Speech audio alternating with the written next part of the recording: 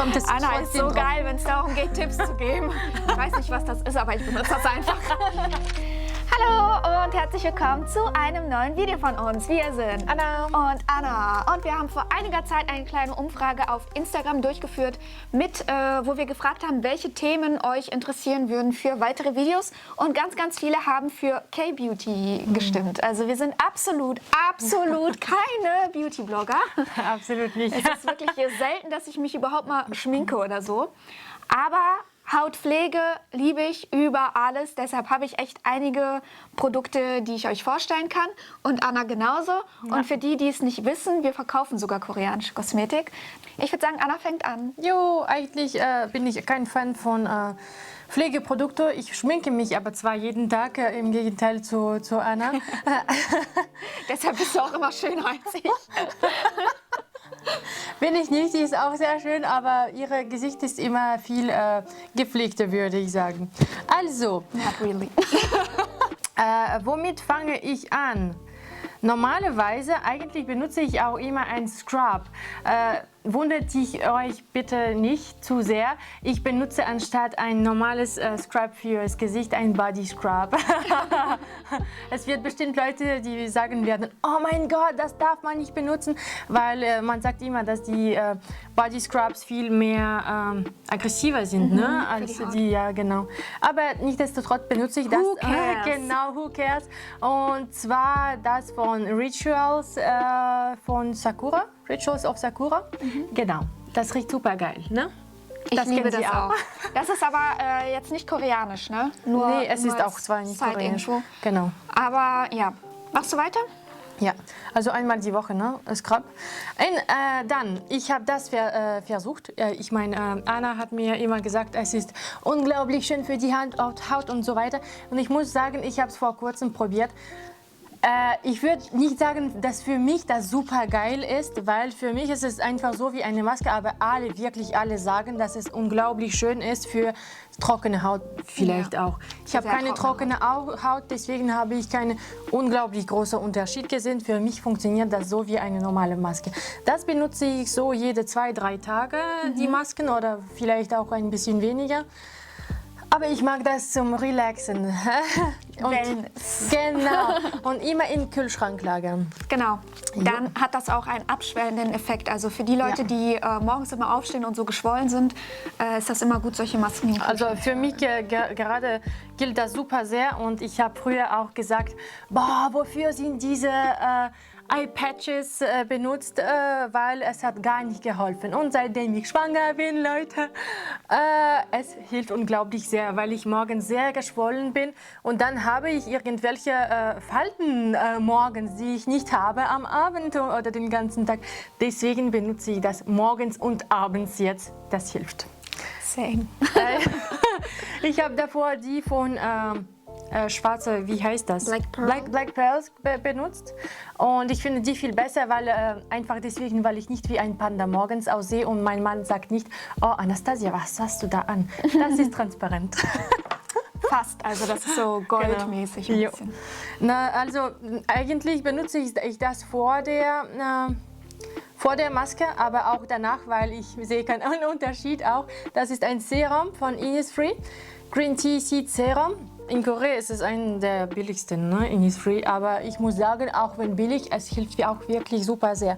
Meine Flakon ist fast leer, deswegen muss ich bald eine neue kaufen. Ich werde nicht, ich bestelle vielleicht aber ein neues, weil ja, man muss auch alles probieren. Ja.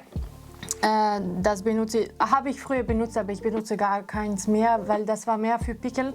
Und seitdem ich schwanger bin, habe ich keine Pickel mehr. Deswegen erzähle ich auch nichts. Also es ist ein Toner für die Leute, ja, die es nicht genau, wissen. das ist ein Toner. Also für die Buttons haben, würde ich das auf jeden Fall benutzen.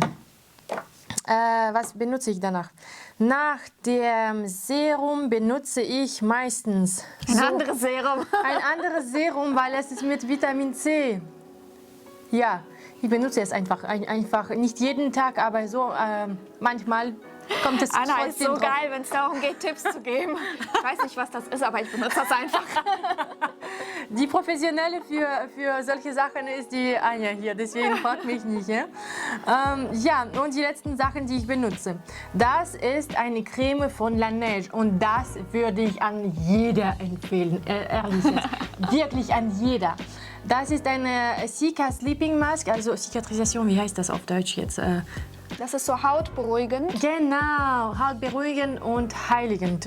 Heilend. Heiligend, wie in der Kirche so. Ja, das benutze ich also abends. Das hilft auch super sehr. Und wenn ich morgens aber aufstehe, dann benutze ich etwas Leichteres, weil damit sehe ich wirklich wie eine, weiß ich nicht was, als ob ich Highlighter über die ganze Haut hatte. Ja, das ist halt so eine feuchte Maske, die hat auch so einen shiny Effekt auf der Haut und die muss man halt morgens abwaschen. Die ist halt eigentlich nicht für tagsüber. Den Tag. Ja, genau. Also benutzt man nicht für den Tag das hier.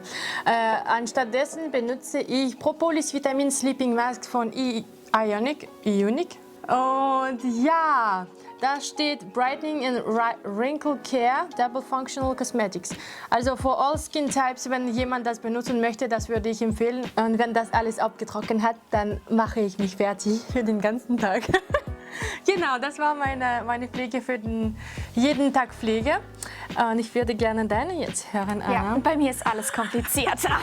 Viel komplizierter. Das ist jetzt nur meine Winterpflege. Im Sommer sieht das Ganze schon wieder komplett anders aus. Ich fange an mit Double Cleansing, morgens und abends. Ich mache das immer. Ich habe jetzt leider mein Cleansing-Öl nicht dabei, weil das keine koreanische Marke ist. Deshalb habe ich das zu Hause gelassen. Aber das sieht so aus, dass man erstmal sein ganzes Gesicht mit einer ölhaltigen, entweder Creme oder Lotion halt anfängt einzureiben. Das entfernt abends das Make-up und morgens auch Verschmutzungen aus den Poren, weil ich sehr, sehr viele Mitesser habe. Ich habe nicht solche Probleme mit Pickeln, aber sehr viele so Clogged Pores. Vor allen Dingen auf der Nase und so, und da hilft das Öl immer ganz gut. Danach benutze ich dann einen Reinigungsschaum, der halt sehr, sehr mild ist und einfach nur, den benutze ich nur, um das Öl dann vernünftig entfernen zu können. Die koreanischen oder generell diese Reinigungsöle, die sind wasserlöslich. Das heißt, wenn ihr sehr trockene Haut habt, könnt ihr nur dieses Öl verwenden zur Reinigung, weil sich das mit Wasser abwaschen lässt. Aber machst du das mit deinem Coton? Nee, mit den Fingern einfach, und danach kann man das mit Wasser abwischen. Okay. Ich mache das nicht. Ich benutze danach immer einen Reinigungsschaum, weil das fühlt sich für mich einfach sauberer an. Und ja, danach, ich trockne mein Gesicht ab und benutze einen Toner. Ich benutze diesen Peeling-Toner, auch von Innisfree. Und der ist, glaube ich, auch mit Green Tea. Nee, der ist mit Green Barley. Und ja, also bei Toner muss ich sagen, mir ist vollkommen egal, was das für ein Toner ist. Das ist einfach nur der Schritt, um eure jetzt sehr angegriffene Haut, weil Reinigung ist immer ein Angriff auf die Haut, das neutralisiert den pH-Wert eurer Haut. Das ist nur dafür gedacht. Da sind meistens gar keine richtigen Inhaltsstoffe drin. Das ist nur dafür da, damit eure Haut sich beruhigt nach der Reinigung. Ich lerne Sachen jetzt, ne? Ja. Deswegen.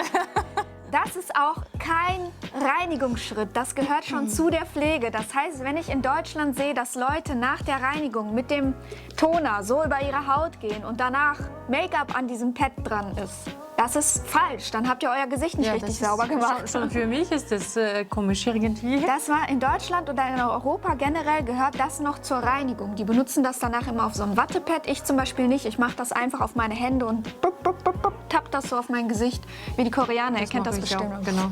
Die sagen zwar ständig, benutzt das entweder so oder mit einem Coton, und ich bin immer, wie kann man das mit einem Coton benutzen? Da bleibt so viel Stoff in dem Coton drin. Vor allen Dingen ist das super schlecht für die Umwelt, wenn man so viele Einwegprodukte benutzt und die dann wegschmeißt. Ich meine, das benutzt man zweimal am Tag.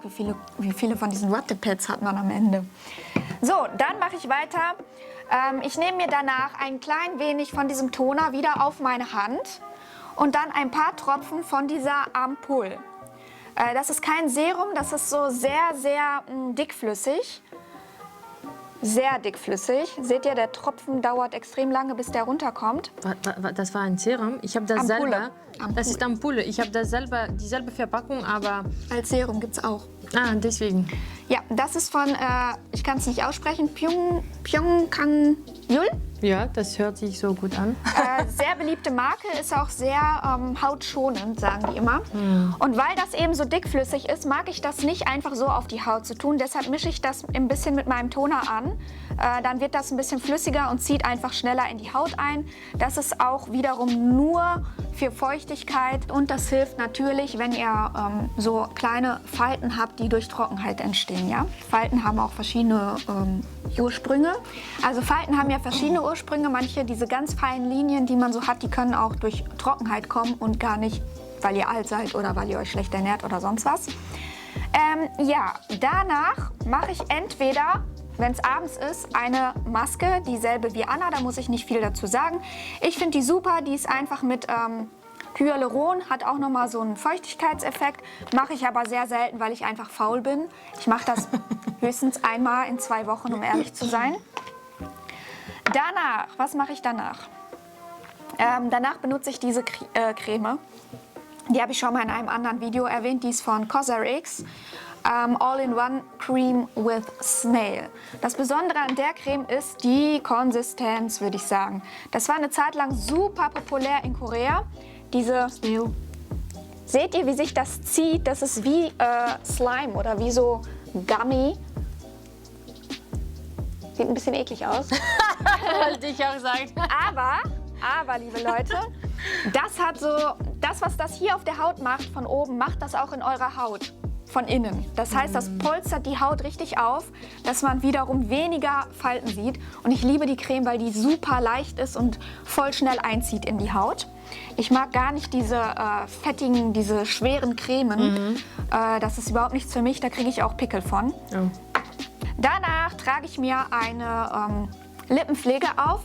Die ist jetzt von Laneige. Das ist eigentlich auch so eine Lip Sleeping Mask, also für abends eigentlich gedacht. Ich benutze die aber nonstop, also wirklich das für mich das Beste einfach. Ich verstehe nie, warum die Leute das benutzen. Ich liebe das. Ich habe einfach kleine Lippen, vielleicht deswegen denke ich, die ständig. Das braucht man dafür gar keine Pflege. Meine sind sehr trocken. Also wenn ich nichts drauf mache, dann blättert die Haut richtig ab. Okay. Und das sieht einfach aus, als wäre ich krank. Ah, okay, dann lieber So. doch das. Deshalb, ich muss wirklich dauerhaft, vor allen Dingen jetzt im Winter, was sehr Fettiges auf meinen Lippen haben. Und da hilft das wirklich super. Danach mache ich weiter. Der Schritt, den Anna immer auslässt und ich immer mit ihr schimpfe. Und sie es bis heute nicht macht. Sonnencreme. Ich bin immer noch nie dabei. Jeden Tag. Egal ob Sommer, egal ob Winter, egal ob es schneit, regnet oder irgendwas.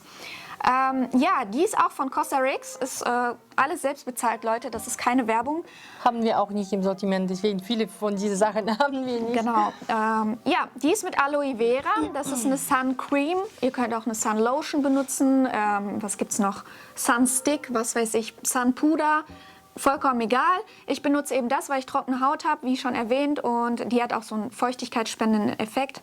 Und ich kann an dieser Stelle alle Deutschen oder alle Europäer verstehen, die Sonnencreme hassen. Weil was wir hier bekommen in Deutschland Das ist schrecklich, deswegen ist macht man das nicht. eine Katastrophe. Wirklich, Leute. Das ist fettig. Das zieht nicht ein. Man kriegt Pickel davon. Man kriegt Hautirritationen davon. Die stinkt entweder künstlich oder nach irgendwelchen ekelhaften Duftstoffen, die so tropisch sein sollen, aber einfach nur widerlich sind. Ich mag sie überhaupt gar nicht. Deswegen mag ich auch das nicht benutzen im Sommer, weißt du, auch auf der Haut am See oder so, weil es so kleberhaft ist. Es ist super klebrig. Also selbst auch ich rede jetzt nicht nur von Drogerieprodukten, Sachen, die man wirklich in hochwertigen in hochwertigen Parfümerien oder sowas kaufen kann. Es ist alles nicht dasselbe. Also greift wirklich zurück auf asiatische Sonnencreme. Es ist egal, ob es japanisch ist, koreanisch oder sonst was. Die zieht super schnell ein in die Haut. Ist halt zwar weiß, aber die hat nicht diesen Weißeffekt auf der Haut. Ihr schmiert das dann so ein, tappt das dann so ein bisschen und zack, sieht man das einfach absolut gar nicht mehr. Ich Und es ist nicht liebe kleberisch. es. Überhaupt nicht. Es sieht Probier gar mal nicht. auf deine Haut aus hier. Weißt du, ich wollte es auch sagen. Ich wollte es auch mitnehmen, ich habe es vergessen, weil ich habe es nicht vergessen. Ich dachte, es gehört zum Make-up, deswegen nehme ich das nicht mit. Es ist nie der Cushion, aber der Cushion hat auch 50 plus Sachen. SPF. Ne? SPF, genau. Ja, das sieht super aus, muss ich sagen, ehrlich. Ja, und das kannst du, also wenn ihr keine trockene Das riecht Haut, so wie ich habt, ihr könnt diese ganzen Pflegecremen, ihr braucht die nicht. Das ist wirklich nicht essentiell. Also wenn ihr Geld sparen wollt, spart lieber daran als daran. Weil die haben auch einen Feuchtigkeitseffekt. Also so ein bisschen Pflege haben die schon mit drin, einfach um eure Haut so zu verschließen vor diesen ganzen Umwelteinflüssen draußen. Ja, ist aber wirklich, wirklich super. Und es ist eigentlich vollkommen egal, welche Marke ihr da nehmt. Von der koreanischen Kosmetik, die Sonnencreme sind alle super. Wirklich, ich hatte keine einzige koreanische Sonnencreme, die, ja.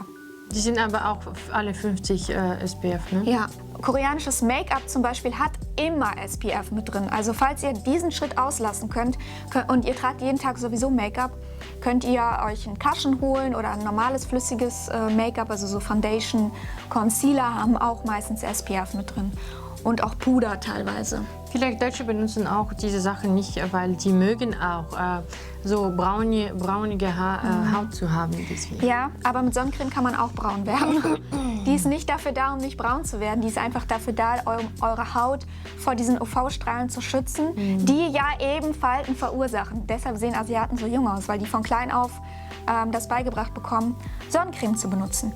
Alles von diesen Sachen ist natürlich ein bisschen kostspielig, wenn man das in Deutschland kauft. Man muss ja mal mit den Versandkosten und so, das ist für die Händler immer teuer, das hier rein zu importieren einfach. Aber falls ihr irgendwo in Asien in Urlaub seid, es muss gar nicht mal in Korea sein, in Asien sind die Produkte einfach günstiger, weil die nicht diese langen Transportwege haben. Also falls ihr mal in Thailand oder so seid, guckt da ein Oder bisschen. ein Freund von euch, dann bestellt das einfach. Ja, genau. Ja, das war's mit unserem Hautpflegevideo K-Beauty. Ich hoffe, es hat euch gefallen. Wir konnten das jetzt alles nicht an uns zeigen, falls ihr so ein Video mal haben wollt, wo man wirklich Step für Step das alles zeigt und erklärt, wofür man das macht. Schreibt uns das in die Kommentare. Gebt uns ein Like, falls euch das gefallen hat. Folgt uns auf all unseren Social Media, Instagram, Facebook und so weiter. Wir danken euch und wir sehen uns im nächsten Mal. Danke euch.